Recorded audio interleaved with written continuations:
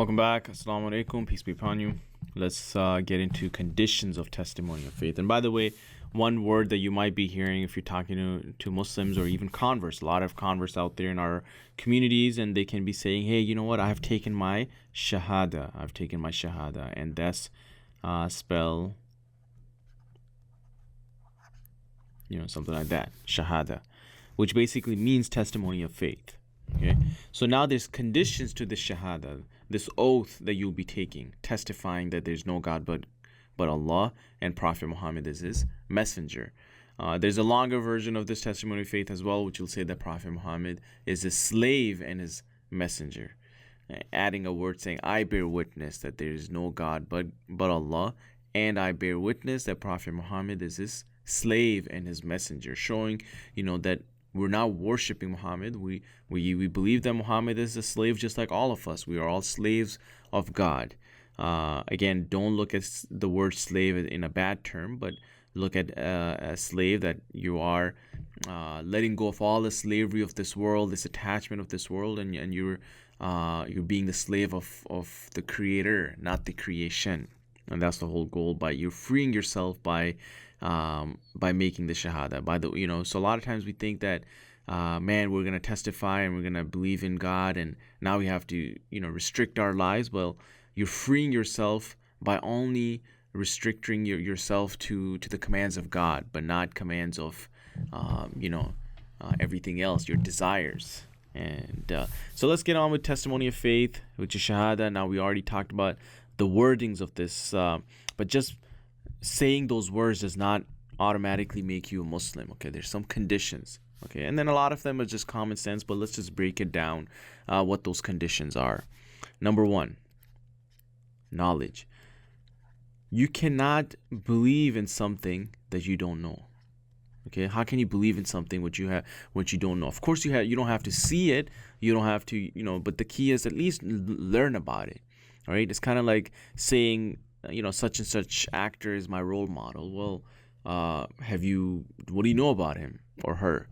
Nothing. I just heard his name. No. So it's not just important for you to know the name Allah. Learn a little bit more about Allah, which we've already explained in a very, again, in a nutshell, in a very high level, who Allah is, what we believe, what is this concept of God in Islam, and what are the qualities and some of the attributes of this God, and what are the things that you have to look for if somebody claims to be God.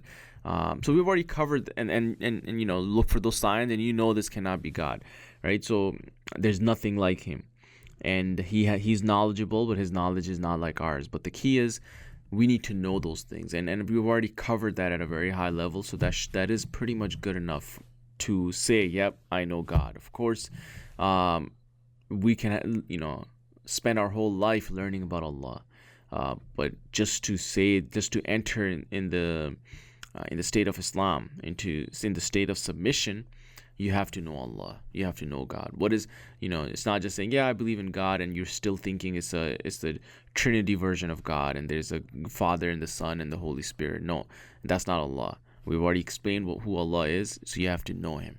Okay, recognizing Allah as the only true God to whom you will be worshiping. So that's number one. Number two is certainty. And that could be, I've researched, and Christianity, too much contradictions, doesn't make sense. Idol worshipping, I don't believe in these idols. Atheism, of course, I believe in God, so atheism is out of the picture. Jewish, I don't know, it's not, it's kind of becoming more of a culture. It's that you have to be born a Jew, you cannot convert. Some things don't make sense. Islam, so far nothing. I haven't seen anything crazy about Islam, but I'm still not 100% sure. Well, then you're not certain, right? When we talk about certainty, it is that the belief in Allah must be without any doubt. No, nothing, no doubt, not even a drop of doubt that yes, God exists, right? And that I'm entering in His faith, without any doubts in my heart. Remember, this is all talking about those internal beliefs that we had. Yeah, I believe in Prophet Muhammad, but I don't know about Jesus or Moses or Joseph and other prophets. yeah, this whole angel deal with, some creation with wings, I don't, that doesn't make sense. But everything else is, wow, it's perfect, and I want to believe in it.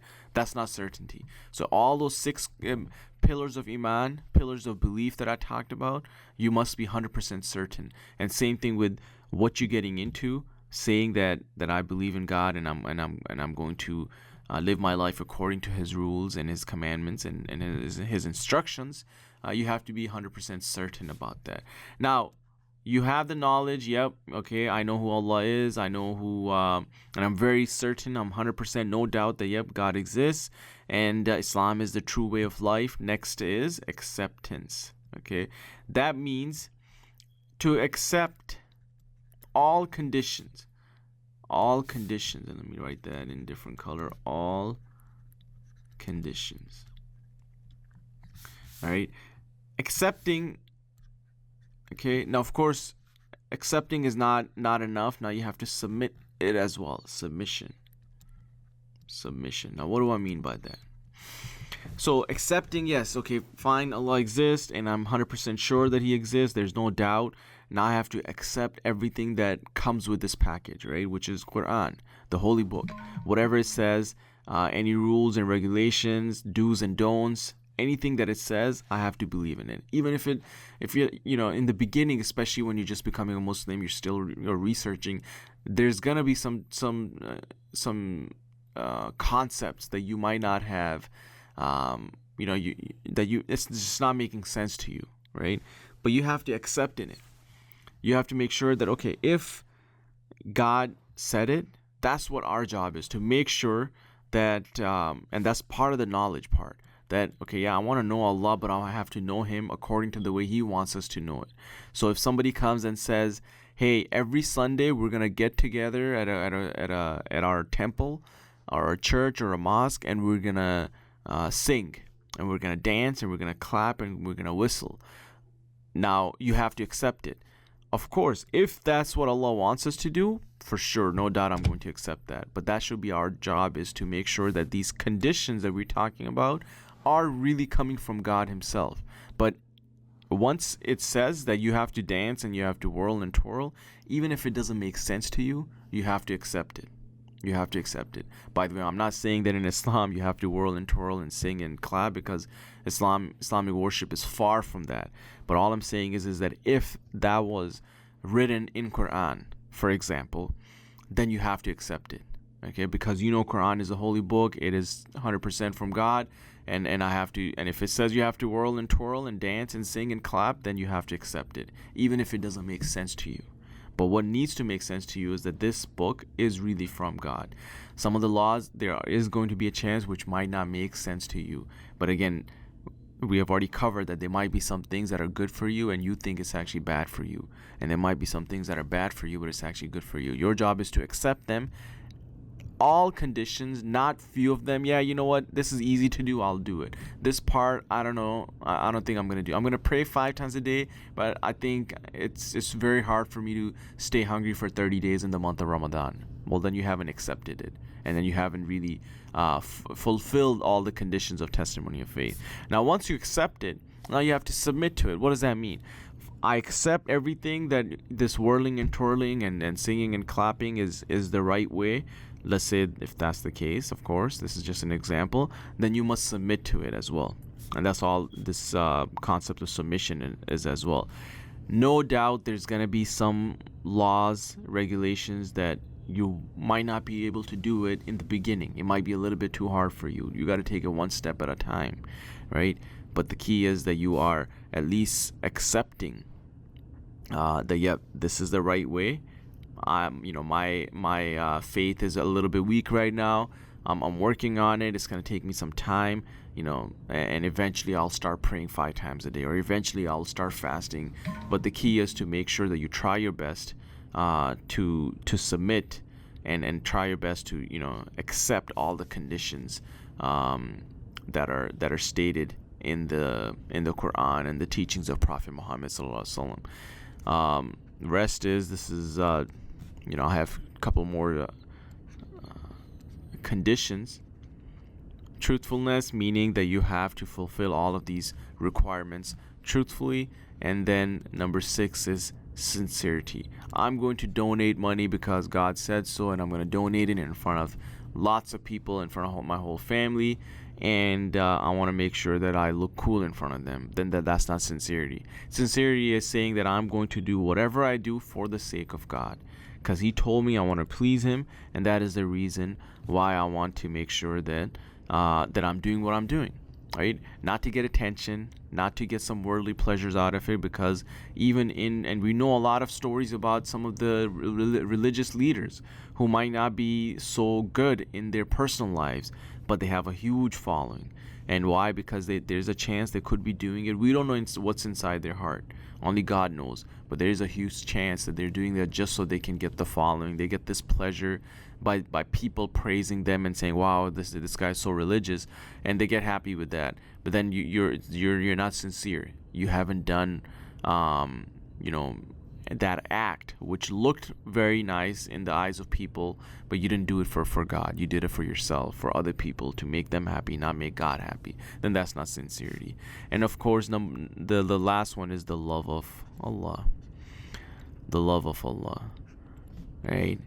As a good slave, if my master tells you to do something, you do it out of love, not like, oh man, I gotta do this. What is this? Life is hard. Life is tough. I can't do this anymore. We'll always think that this body that you have doesn't even belong to you, right? It was given to you by the one who created you.